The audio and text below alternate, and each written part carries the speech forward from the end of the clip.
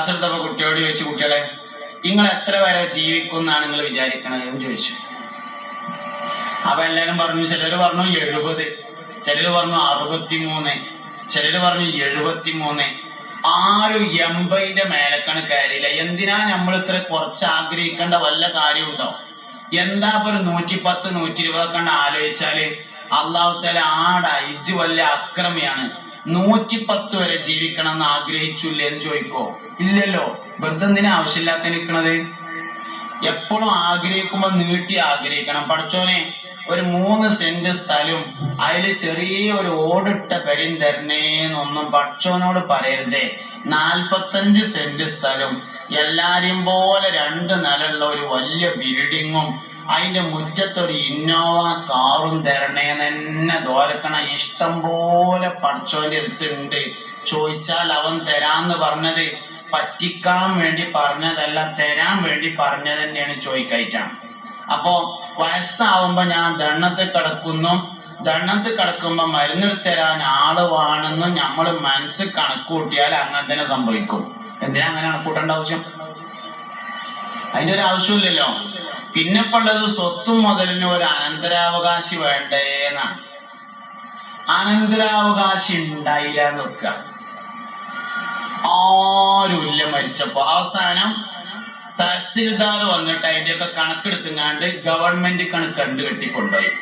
എന്നാൽ നമ്മൾ കബറ് കിടക്കുന്ന സമയത്ത് മുങ്കർ നക്കീർ അലൈഹിം അസ്സലാം വന്നിട്ട് ഇരുമ്പിന്റെ ദണ്ടും കയ്യിൽ പിടിച്ചിട്ട്, ഇത് കുറെ മുതലുണ്ടാക്കിയിട്ട് ഗവൺമെന്റിക്ക് കൊടുത്ത് വന്നിക്കല്ലേ എന്ന് ചോദിച്ചുങ്ങാണ്ട് അടി കിട്ടുമോ? ഇല്ലേ. അത് നമുക്ക് വെറുതെ ആവശ്യമില്ലാതെ തോന്നിയതാണ്, ഒന്നും വരില്ല, അത് വെറുതെ തോന്നിയതാണ്, അതുകൊണ്ടൊന്നും കാര്യമില്ല. പിന്നെ ജീവിതകാലത്ത് അത് ഉപയോഗപ്പെടുത്താൻ പറ്റിയ നല്ല കാര്യമാണ്. 2 ഓപ്പോസ് ചെയ്ത മാതിരി 2 ഓപ്പോസുകൾ ചെയ്തു, നല്ല കാര്യമാണ്, വളരെ നല്ല കാര്യമാണ്. അള്ളാഹു അതിന്റെ മിസ്ലു സവാബിനെ അവരുടെ ഖബറിലേക്ക് എത്തിച്ചു കൊടുക്കട്ടെ. അതിന്റെ ഒരു മദദിനെയും അതിന്റെ ഒരു നൂറിനെയും അവരുടെ ഖബറിലേക്ക് അള്ളാഹു എപ്പോഴും നിലനിർത്തട്ടെ. നല്ല കാര്യം. മുതലിന്റെ ഏറ്റവും വലിയ ഉപകാരം എന്താ? മുതലിന്റെ ഏറ്റവും വലിയ ഉപകാരം ആശുപത്രി കൊടുക്കലല്ല, പെരകയറ്റലല്ല, സ്വതക്ക ചെയ്യലാണ് പണത്തിന്റെ ഏറ്റവും വലിയ ഉപകാരം. കൂട്ടത്ത് പറഞ്ഞേ ഉള്ളൂ. വാസ്തവത്തിൽ നമുക്ക് പണം വേണം, പക്ഷെ പണത്തിന്റെ ഉപകാരം എന്താണെന്ന് അറിയില്ല എന്നതാണ്. ചരിത്രം മൊത്തം നിങ്ങൾ പരിശോധിച്ച് നോക്കി. ലോകത്ത് മുതലാളിയായ ഏതെങ്കിലും മുതലാളി ഉണ്ടോ? ഓനോ ഓന്റെ വാപ്പാന്റെ വാപ്പേ സ്വതക്ക കൊടുക്കാതെ മുതലാളിയായിട്ടില്ല. ഇതൊരു വലിയ സത്യമാണ്. കാരണം 1ന് 10 കിട്ടുന്ന ബിസിനസ് സ്വതക്കല്ലാത്ത വേറൊരു ബിസിനസ്സും ഇല്ല. 14%, 17% പലിശ കിട്ടിയാല് 10 ഇരട്ടിയാവൂല. 100% എന്ന് പറഞ്ഞാൽ 2 ഇരട്ടിയാണ്. 1 ലക്ഷത്തിന്റെ 100% എന്ന് പറഞ്ഞാൽ 2 ലക്ഷം ആവുള്ളൂ, 10 ലക്ഷം ആവൂല.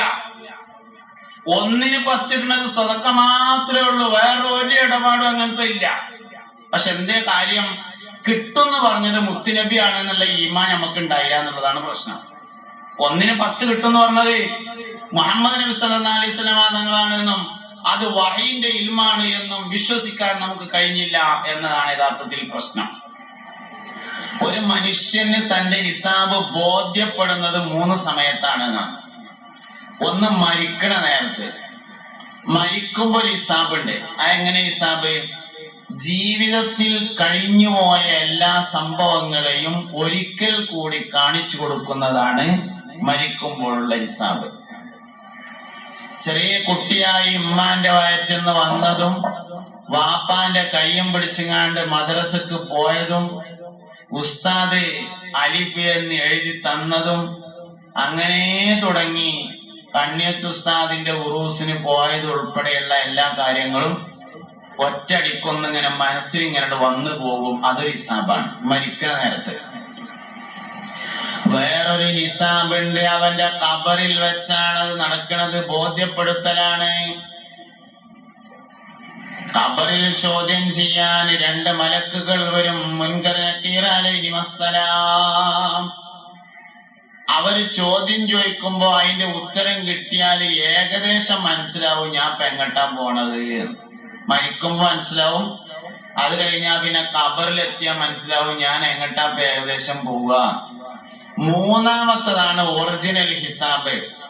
كلا إذا دكت الأرض دكا دكا وجاء ربك والملك صفا صفا وجيء يومئذ بجهنم يومئذ يتذكر الإنسان وأنى له الذكرى.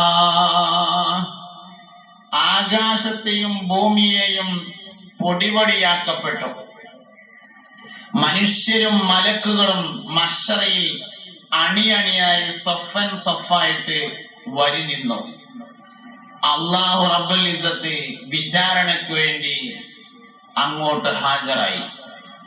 ഒറിജിനൽ വിചാരണ, ഒറിജിനൽ ഹിസാബ്. ആ സമയത്താണ് നന്മ തിന്മകൾ എഴുതുന്ന ഏട് കൊടുക്കുക. അതിനു മുമ്പ് നരകത്തെ 70,000 ചങ്ങലകളിൽ ബന്ധിച്ചുകൊണ്ട് ഓരോ ചങ്ങലയിലും 70,000 മലക്കുകൾ പിടിച്ചുകൊണ്ട് മഹ്ശറയിലേക്ക് കൊണ്ടുവരപ്പെടും.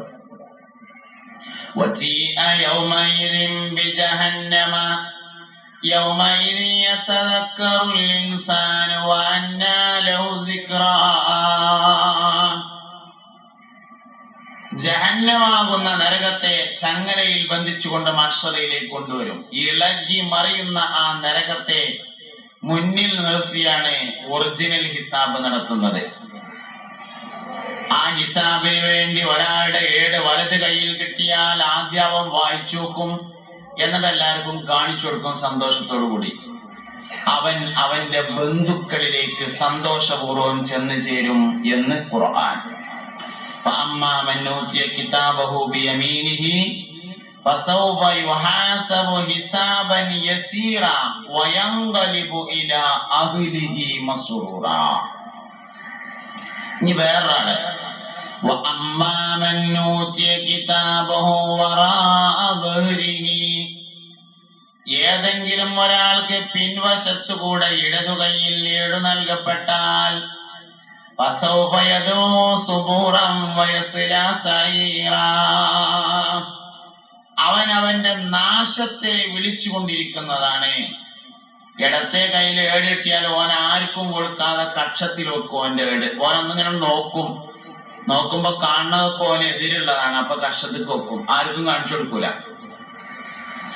ആ സമയത്താണ് അൽയൗമ നഖ്തിമു അലാ അഫ്വാഹിഹിം വതുകല്ലിമുനാ ഐദീഹിം വതശ്ഹദു അർജുലുഹും. വായകൾക്ക് സീല് വെക്കുന്നതും കൈകൾ സംസാരിക്കുന്നതും കാലുകൾ സാക്ഷി നിൽക്കുന്നതും ആ സമയത്താണ്. അവനെ പരിഹസിച്ചുകൊണ്ട് അള്ളാഹു പറയുന്നുണ്ട്, ഇന്നഹു കാന ഫീ അഹ്ലിഹി മസ്റൂറ. അവൻ അവന്റെ ബന്ധുക്കളിൽ സന്തോഷത്തോടുകൂടെ ആയിരുന്നില്ലയോ. അപ്പൊ ബന്ധുക്കൾ 2 തരത്തിലാണ്. ഒന്ന് സ്വർഗത്ത് പോണ ബന്ധു, ഒന്ന് നരകത്തേക്ക് പോണ ബന്ധു. സ്വർഗാവകാശിയുടെ ബന്ധു ആവണോ അവൻ സ്വർഗത്തിൽ പോയിരിക്കണം. നരകാവകാശിയുടെ ബന്ധു നരകാവകാശിയായിരിക്കും. അപ്പൊ രക്തത്തിൽ പിറന്നതുകൊണ്ട് മാത്രം ബന്ധു ആവൂല എന്ന് ഇതിന് മനസ്സിലാവും. രക്തത്തിൽ പിറന്നതുകൊണ്ട് മാത്രം ബന്ധു ആവൂല. നൂഹ് നബിയോട് അല്ലാഹു തആല അത് പറഞ്ഞിട്ടുണ്ട്. നൂഹേ, നിങ്ങളെ മകൻ നിങ്ങളെ ബന്ധു അല്ല എന്ന് പറഞ്ഞിട്ടുണ്ട്. നൂഹ് നബി അലൈഹിസ്സലാം 900 ചില്ലാനം വർഷം ദീനീ പ്രബോധനം നടത്തി. 100-ൽ താഴെ ആളുകൾ മാത്രം ഇസ്ലാം സ്വീകരിച്ചുള്ളൂ. ദുഃഖിതനായ നൂഹ് നബി അലൈഹിസ്സലാം 2 കൈയും ഉയർത്തി അല്ലാഹുവിനോട് ദുആ ചെയ്തു. റബ്ബി ലാ തദർ അലൽ അർദി മിനൽ കാഫിരീന ദയ്യാറാ. അല്ലാഹുവേ, കാഫിരീങ്ങളിൽ നിന്ന് ആരെയും ഈ ഭൂമിയിൽ നീ വച്ചേക്കരുതേ. അല്ലാഹു ദുആ സ്വീകരിച്ചു. 40 വർഷങ്ങൾക്ക് ശേഷം വലിയ ഒരു ജലപ്രളയമുണ്ടായി. നൂഹ് നബിയോട് അല്ലാഹു തആല, നൂഹേ, നിങ്ങളെയും നിങ്ങളുടെ ബന്ധുക്കളെയും ഞാൻ സംരക്ഷിച്ചു കൊള്ളാം എന്ന് പറഞ്ഞിരുന്നു. നൂഹ് നബിയുടെ കപ്പൽ പണി പൂർത്തിയായി. വെള്ളം അടിയിൽ നിന്ന് പൊന്താൻ തുടങ്ങി, മുകളിൽ നിന്ന് മഴ വർഷിക്കാൻ തുടങ്ങി. ജലനിരപ്പ് ഉയർന്നുയർന്നു വന്നുകൊണ്ടിരുന്നു. നൂഹ് നബി അലൈഹിസ്സലാമും വിശ്വസിച്ച ആളുകളും എല്ലാ ജീവികളിൽ നിന്നും ജോഡികളും കപ്പലിൽ കയറി. നൂഹ് നബി അലൈഹിസ്സലാമിന്റെ മകൻ മാത്രം കയറിയില്ല. ദുഃഖിതനായ നൂഹ് നബി അലൈഹിസ്സലാം മകനെ വിളിക്കുന്ന ഒരു രംഗം പരിശുദ്ധമായ ഖുർആൻ സൂറത്ത് ഹൂദിലൂടെ വിവരിക്കുന്നുണ്ട്. വനാദാ നൂഹു ഇബ്നഹു, നൂഹ് നബി അലൈഹിസ്സലാം തന്റെ മകനെ വിളിച്ചു. യാ ബുനയ്യ ഇർകം മഅനാ, മോനെ നീ ഈ വാഹനത്തിൽ കയറിക്കോ. വലാ തകും മഅൽ കാഫിരീൻ, കാഫിരീങ്ങൾ എന്ന ഒരു വിഭാഗമുണ്ട്, അവരോടൊപ്പം നീ പെട്ടുപോകരുതേ. മകൻ പറഞ്ഞു, വാപ്പാ സആവി ഇലാ ജബലിൻ യസ്മുനി മിനൽ മാഇ, ഞാൻ നിങ്ങളുടെ കപ്പലിൽ കയറുന്നില്ല, ഞാൻ ഏതെങ്കിലും മലകളിൽ കയറി രക്ഷപ്പെട്ടുകൊള്ളാം. ഞാൻ എന്തൊക്കെയാ നടക്കണെന്നൊന്ന് നോക്കട്ടെ, ഞാൻ ഏതെങ്കിലും ഉയരമുള്ള മലമ്മ കയറിക്കൊണ്ട് കപ്പലിൽ കയറണില്ല. വാപ്പ പറഞ്ഞു, മോനെ ലാ ആസിമൽ യൗമ മിൻ അംരില്ലാഹി ഇല്ലാ മൻ റഹിം, ഇന്ന് ഈ കപ്പലിൽ കയറിയവരല്ലാതെ രക്ഷപ്പെടൂല മോനെ. ഇന്ന് ഈ കപ്പലിൽ കയറിയവരെ രക്ഷപ്പെടുള്ളൂ, വേറെ ആരും രക്ഷപ്പെടൂല. അതുകൊണ്ട് നീ ഈ കപ്പലിൽ കയറിക്കോ, അല്ലാഹു റഹ്മത്ത് ചെയ്തവരല്ലാതെ രക്ഷപ്പെടുകയില്ല. മകൻ കയറിയില്ല. അവിടെ അങ്ങനെ ഒരു മല ഉണ്ടായിരുന്നില്ല. ഓന് കയറാൻ തോന്നണില്ല എന്നത് മാത്രമാണ് പ്രശ്നം.